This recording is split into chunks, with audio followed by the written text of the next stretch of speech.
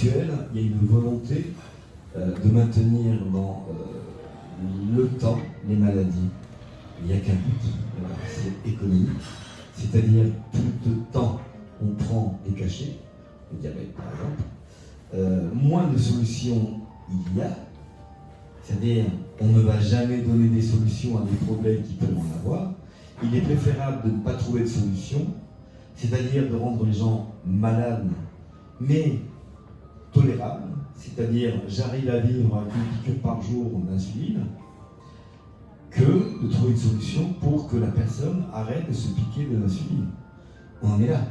C'est-à-dire, qu'est-ce qui s'est passé avec le sida? Il y a quelques années, les gens mouraient de sida. Là, maintenant, on a des gens qui ont le sida et qui sont carrément dépendants des médicaments sans trouver de solution.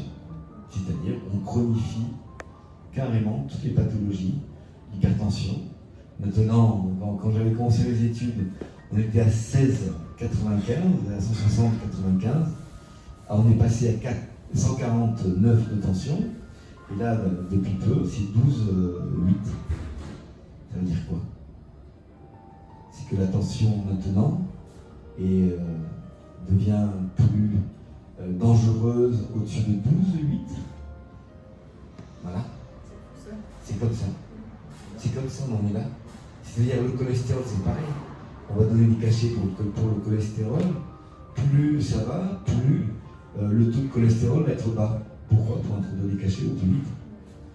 Et après, on va faire des études qui vont démontrer que plus on donne rapidement des cachets, et les médecins vont participer à ça, parce qu'il est facile de manipuler les médecins qui ne connaissent pas l'huile de soutane, qui sont innocents et qui deviennent des bourreaux sans savoir, parce qu'ils ne savent pas.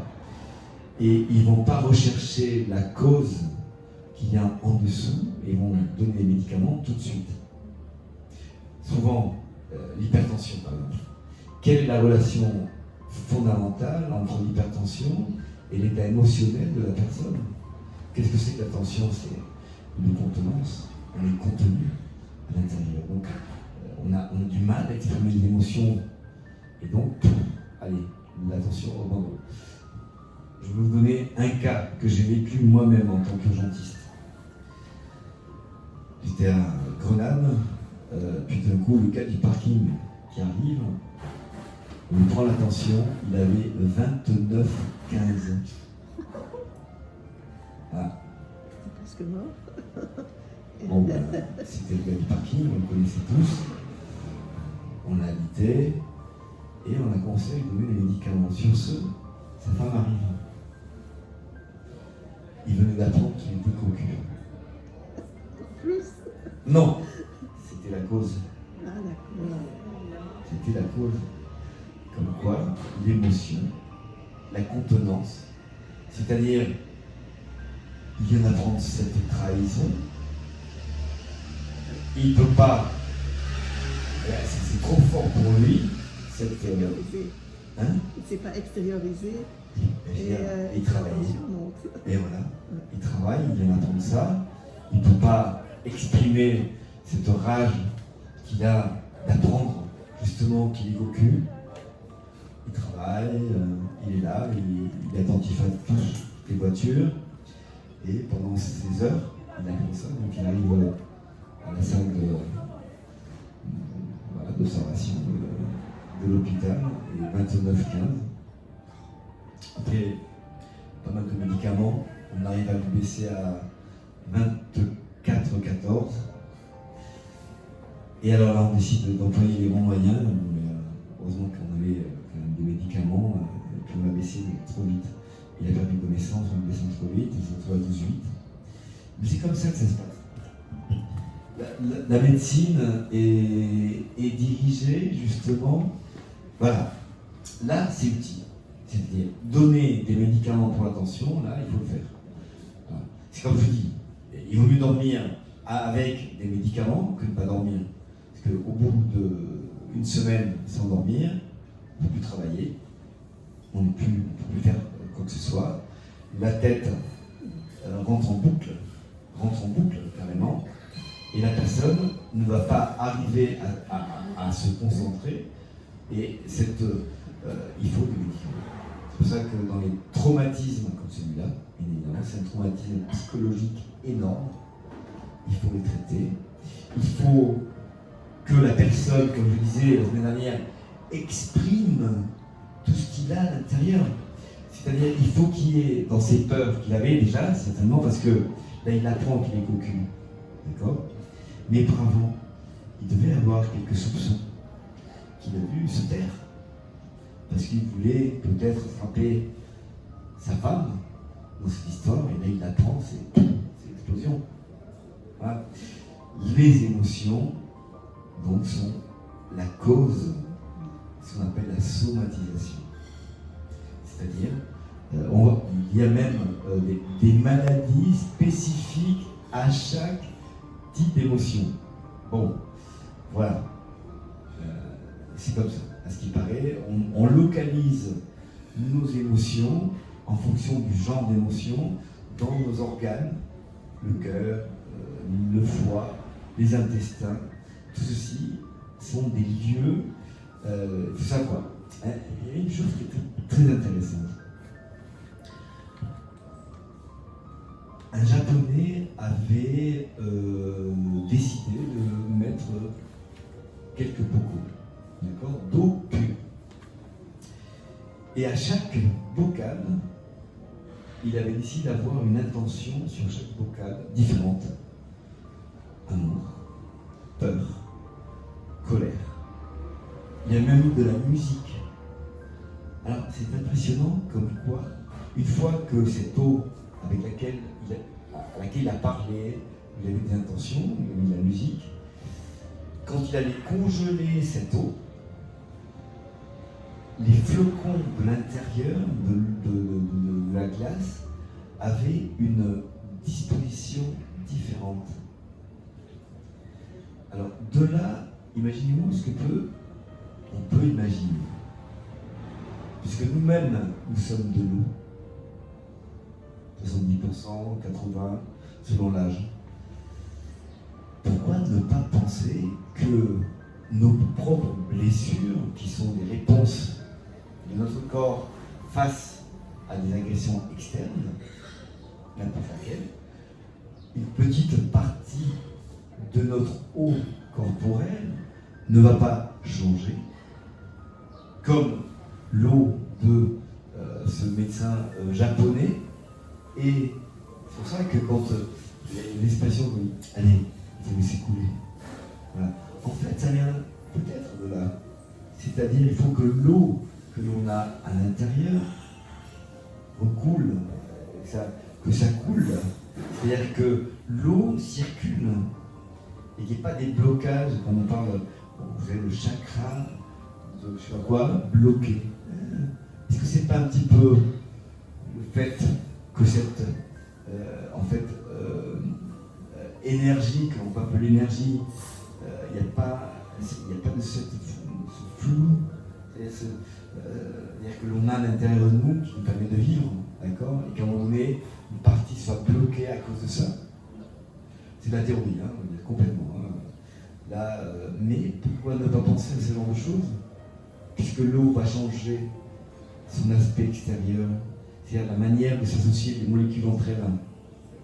Il y a d'ailleurs Louis Montagnier qui lui-même avait découvert que l'eau avait une mémoire. Et vous avez sur YouTube un documentaire exceptionnel sur la mémoire de l'eau et qui explique bien évidemment l'effet bénéfique de l'homéopathie, c'est-à-dire en fonction des concentrations de la molécule qui est à l'intérieur. Des fois il n'y a même pas la molécule, mais l'eau a gardé en mémoire le passage de la molécule de l'eau, et en fonction de sa concentration va avoir le produit un effet différent. De là l'explication de l'homéopathie. C'est-à-dire, admettons que l'arsenic soit donc à des doses très hautes nocives, mais à des doses homéopathiques va remettre de la vie en nous, à stimuler notre vie à des doses homéopathique. Et en fonction de la dilution, on va voir des effets différents qu'a fait l'industrie pharmaceutique. Et elle a éliminé tout ça. Et le seul pays où on peut avoir l'homéopathie payée par la Sécu, c'est la France. Peut-être la Belgique aussi, je ne sais pas. Mais en France, les produits homéopathiques sont remboursés. Et mais par contre, il n'y a pas d'études de plus qui ont été faites à cause de ça. Parce qu'ils ont dû voir que guérir avec de l'eau, voilà, c'est possible. Et bien sûr, il n'y a aucun effet secondaire. C'est ça qui est fantastique en homéopathie. Bien évidemment, je parle de l'homéopathie, mais l'homéopathie ne peut pas être qu'homéopathe. C'est-à-dire, le djihadiste, il faut prendre les bonnes choses de chaque matière et essayer de trouver la chose la plus adaptée au moment où on en est. C'est-à-dire quelqu'un qui a un accident, avec un bras cassé, on va pas lui mettre de l'homéopathie. On va le traiter correctement. Voilà. Chaque chose a son... on peut prendre de chaque partie. Je parlais avant de la religion. Bien évidemment qu'il y a des choses dans la religion bouddhiste qui sont très intéressantes, dans la religion catholique très intéressantes. Le message est plus ou moins le même. C'est-à-dire un message d'amour, d'amour propre. Quand on a assez d'amour propre, d'arriver à aimer les autres, c'est ça en fait le message commun de toutes les religions. On arrivait là, bien sûr, et c'était un petit peu chaque maître de l'époque ce qu'il voulait. C'est-à-dire, lui-même avait fait ses devoirs, une fois qu'il a fait ses devoirs, mais il apprend les autres à faire la même chose. C'est pour ça que chacun a pris un chemin de découverte de lui-même. Bouddha avait décidé de ne pas manger, de ne pas boire, d'essayer de vivre l'ascétisme le plus radical dans un but de voir qu'il était à l'intérieur, en dehors de tout ce qui était matériel. C'est pour ça qu'il a parlé de l'illumination, parce qu'il a réussi à travers ne pas être soumis au désir, c'est-à-dire n'avoir aucun désir, pour pouvoir se retrouver lui l'être à l'intérieur. Mais c'est sa manière, lui. C'est-à-dire, lui, il a décidé par lui-même de ne pas manger, pas boire, de manger le strict minimum pour vivre, mais chacun a sa manière. C'est pour ça que, quand je dis que chacun a sa manière, quand je disais le seul truc c'est du temps pour ça. Arriver à trouver la manière et le temps. Parce qu'il est évident que ce que lui a fait exclusivement pendant peut-être des années, j'en sais rien, ou que Jésus même a dû faire aussi lui-même pour retrouver sa véritable essence, un travail intérieur. Et tous ceux qui maintenant font ce qu'ils font, ils doivent passer, obligés par un travail intérieur. C'est à partir de là, en arrivant à se connaître, que on arrive à être un petit peu plus heureux, c'est-à-dire qu'on se connaît. On connaît nos côtés, nos qualités, et bien entendu, on connaît aussi nos défauts, ce qui est nécessaire à connaître. Et des fois, c'est dur, parce qu'on a vécu des choses très très dures. Chacun a sa sensibilité. C'est-à-dire, il y a des gens qui ont été violés par un oncle, du même sexe. Ceci, ça. Imaginez-vous, ça. Et ils peuvent être propriétaires de n'importe quoi, mais la souffrance y est dedans. Résoudre des problèmes aussi durs, ça prend du temps. Ça prend du temps, et il faut, dans les cas comme ça, je parle de violation, et bien entendu beaucoup moins compliqué à résoudre, ça c'est des choses qui prennent du temps. C'est-à-dire qu'il faut se trouver tout seul, isolé, se rappeler de tous ces moments qui sont évidemment la propre pensée évite ces traumatismes, ils ne veulent pas. Et ils ne veulent pas. Et ils ne veulent pas. Essayer de les ramener à revivre tout ça, il faut y aller avec prudence. C'est-à-dire prudence parce que il faut arriver à les faire souvenir de ce qu'ils sentaient, le corps sentait, et que l'esprit ne juge plus le corps. Et ça, c'est difficile. Parce qu'ils pensent souvent qu'ils auraient pu faire autrement. Alors que c'est impossible. Ils ont été violés, on peut des gens comme ça, étaient jeunes, et qui ont débuté à l'âge de 7 ans, 8 ans. C'est pour ça que quand je vois la pédérastie qui se fait à l'heure actuelle et qui même est permise. Quand j'écoute ça, j'ai les poils qui s'hérissent et la colère là par contre elle apparaît là, parce que c'est insupportable de savoir qu'il y a des gens qui sont capables de permettre ces traumatismes. Évidemment, ils s'en foutent, eux, ils sont adultes. Ils ne savent pas ce qu'ils sont en train de faire à ces enfants. Ils n'ont aucune conscience des conséquences. Et il y en a beaucoup d'exemples où des gens de notre âge qui ont été violés, évidemment, on peut le dire, et qui cachent cette douleur, et puis après qui ont souvent des problèmes, évidemment, du comportement en couple. Et ça, c'est sûr. Il n'y a aucun doute que quelqu'un qui a été violé, même par le potentiel, qui doit avoir même des pensées homosexuelles, évidemment, il doit se dire, merde, si j'ai eu ça, c'est parce que, on en revient au même, je le mérite, parce que j'ai quelque chose en moi qui va attirer ce genre de personnes. Voilà. Et s'en sortir de là, c'est pour ça qu'il faut du temps. Parce qu'il faut remettre en question toutes ces pensées qui ont été faites à un moment donné lors de l'acte d'ovulation. Alors dans l'ovulation, je vais quand même expliquer un petit peu ce qui se passe. On a le corps et on se dissocie. C'est-à-dire, on ne veut pas être là où ça se passe. Et dans tous les traumatismes, c'est pareil. C'est le traumatisme, par exemple, le gars qui avait appris qu'il était cocu, il ne voulait pas vivre ça. Évidemment. Il y a des états dissociés, il ne veut pas vivre ça, et il se dissocie de lui-même. Pour que. Et c'est une sortie qui est logique. C'est une sortie. C'est-à-dire, c'est grâce à la dissociation que la personne réussit à continuer à être intégrée dans la société. C'est un mécanisme que tous, absolument tous, nous avons. C'est-à-dire, si on subit un traumatisme psychologique, notre cerveau permet donc de mettre cet acte déplorable dans une partie de notre cerveau, une sorte de kyste, qui doit être traité, mais bien entendu pas sur le moment, parce que le choc est tellement grand que même les gens, bien entendu, perdent le sommeil, la rage, tout ça, mais il va être à un moment donné inkysté. C'est pour ça que je parlais l'autre jour qu'il faut aller à un moment donné aller le rechercher.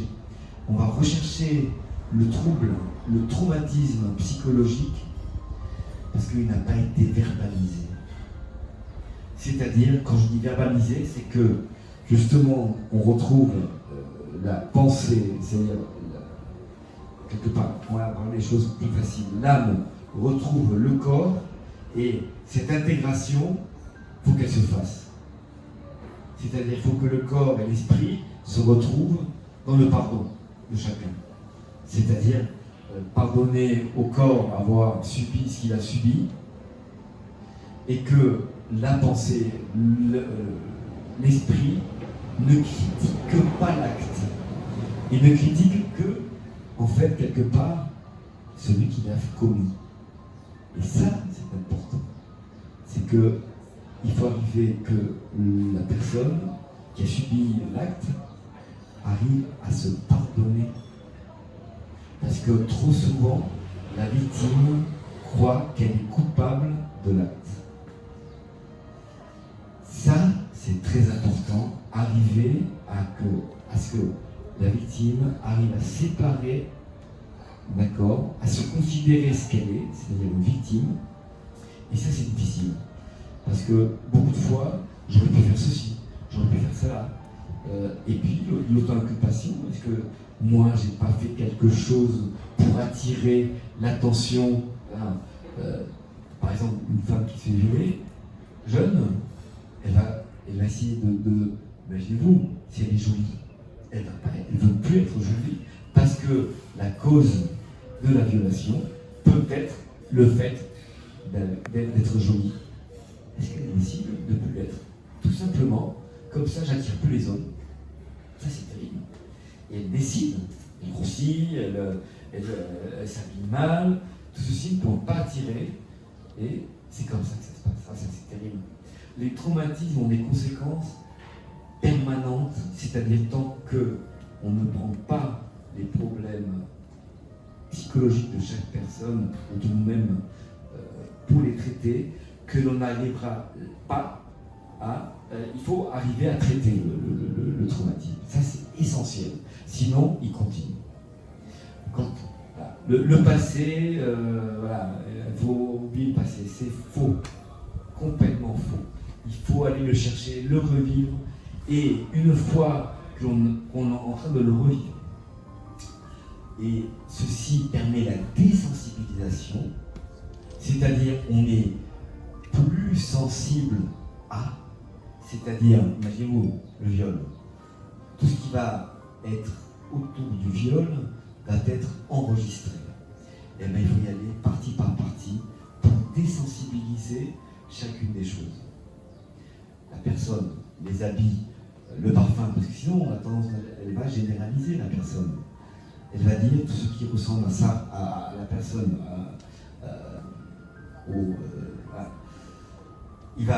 elle va généraliser les habits, tout ce que, chaque fois que quelqu'un va s'être habillé pareil, ça y est, ça va réveiller en elle, des fois inconsciemment, la violation, ça va être inconscient, elle va avoir des crises d'angoisse pour le savoir.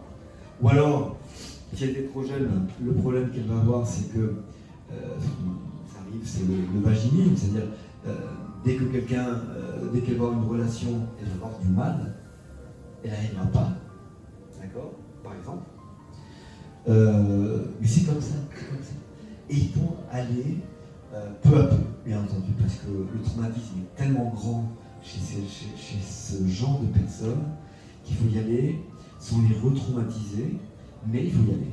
C'est-à-dire qu'il faut aller, leur prendre conscience qu'il y a des choses à faire, parce que trop de gens tournent le dos en croyant que ça va s'arranger avec le temps, et c'est jamais comme ça. C'est l'eau qui a été cristallisée d'une forme, et tant qu'il n'y a pas ce flux qui va se rétablir, elle sera là, cette eau. Il faut réussir à que cette eau qui a été, on peut dire, distorsionnée, nous-mêmes, on arrive à remettre cet amour dans cette eau qui a été distorsionnée par l'extérieur. Et ça prend du temps. Parce qu'il faut se rappeler. Tout simplement. Parce que l'eau, elle est restée. D'accord? Je donne l'exemple de l'eau parce qu'elle est facile à se mettre en... Imaginez-vous une molécule d'eau qui est complètement déformée. On imagine très bien le flocon de neige. Et on imagine très bien ce flocon qui est déformé. Imaginez-vous que ce flocon qui est déformé est à l'intérieur et qu'on arrive à lui donner un aspect de flocon parfait. Et à partir de là, ça y est, ça part. La pensée, l'émotion liée à l'acte, c'est-à-dire le traumatisme, dès qu'on va mettre la parole ou la pensée positive vis-à-vis de cet acte, ça y est, le traumatisme disparaît. Et le traumatisme disparaît pour toujours, alors qu'il était là pour toujours. C'est pour ça qu'il y a toujours un avant et un après, quelqu'un qui a été traumatisé, et quand il se libère, tout change. Mais tout change à un point inimaginable. C'est-à-dire les gens n'arrivent pas à s'imaginer que quand l'estime de soi, on commence à s'aimer, c'est vraiment exceptionnel et extraordinaire comme quoi les autres personnes commencent à aimer la personne qui s'aime. Eh oui. Et c'est la surprise. Je dis bien, je ne croyais pas que oui. C'est-à-dire que quand on commence à saigner, quelqu'un qui s'abandonne, on va l'abandonner. S'il fait l'hiver. C'est comme ça. C'est la loi de la logique. Bon, on va s'en arrêter là. Bon, merci, c'est très gentil d'être venu. Je mettrai un petit résumé. J'ai fait le résumé donc, la semaine dernière. De la semaine dernière. Là, je vais me mettre sûrement pour la semaine prochaine, il y aura quand même plus de monde. D'accord? Mais c'était très agréable aussi. Même si on était ici avec un petit public, mais c'est très agréable aussi. C'était très intéressant. C'est intéressant. Bon, merci.